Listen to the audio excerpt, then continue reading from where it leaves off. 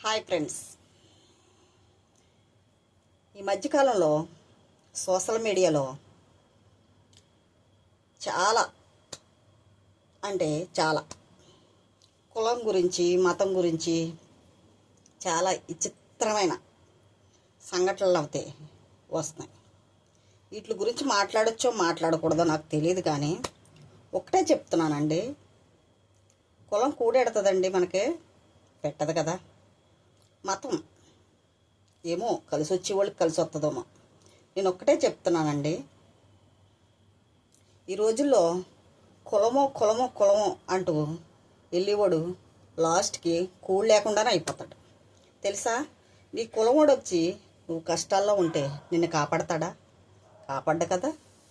నువ్వు ఒక పూట భోజనం చేయకపోతే నీకు ఒక పూట భోజనం పెడతాడా? నీ కులమోడు పెట్టాడు కదా. నేను ఒక్కటే చెప్తున్నా, నీ బుర్ర అనవసరంగా ఆలోచనలు పక్కదారి పెట్టే కన్నా కరెక్ట్గా ఆలోచించు.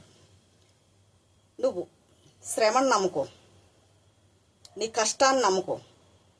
నువ్వు ₹1,00,00,000 సంపాదించావనుకో, నీ కులం నీది శాపంగా మారదు.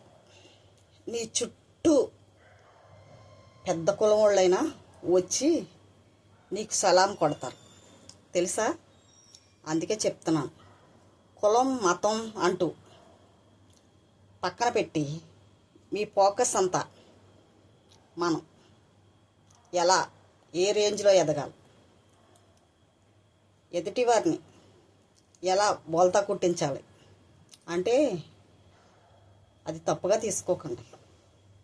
మన ఎదుగుదలను చూసి వాళ్ళ కుళ్ళి ఏడవాలి.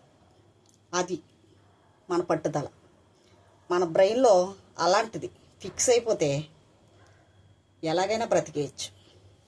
కులం మతం అంటూ అవసరం అండి.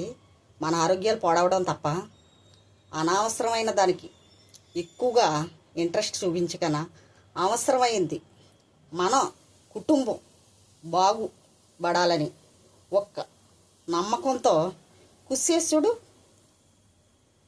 కృషి ఉంటే మనుషులు ఋషులు అవుతారంటారు. అలాగే మనం ఉన్నతమైన స్థాయికి వెళ్ళాలి, మనం ఉన్నతంగా బ్రతకాలి. ఒక ఫ్లాట్ కొనుక్కోవాలి, ఒక బిల్డింగ్ కొనుక్కోవాలి, ఒక ప్రాపర్టీ కొనుక్కోవాలి అని ఇలా ఫోకస్ పెట్టు. నిన్ను ఏ కుక్క అయితే కించపరిచి మాట్లాడిందో ఆ కుక్కలన్నీ నీ చుట్టూ తిరుగుతాయి. సారీ, కుక్కని అంటున్నాను అనుకుంటున్నారేమో, కుక్కతో పోల్చాను అనుకుంటున్నారేమో. కాదండి. కానీ మనం ఎప్పుడు కూడా ఎవరైతే మన గురించి తప్పుగా మాట్లాడారో మన దగ్గరికి రప్పించుకోవాలి. కానీ వాళ్ళు మాట్లాడిన మాటలు మన ఎదుగుదలకి బెనిఫిట్ అవుతాయి.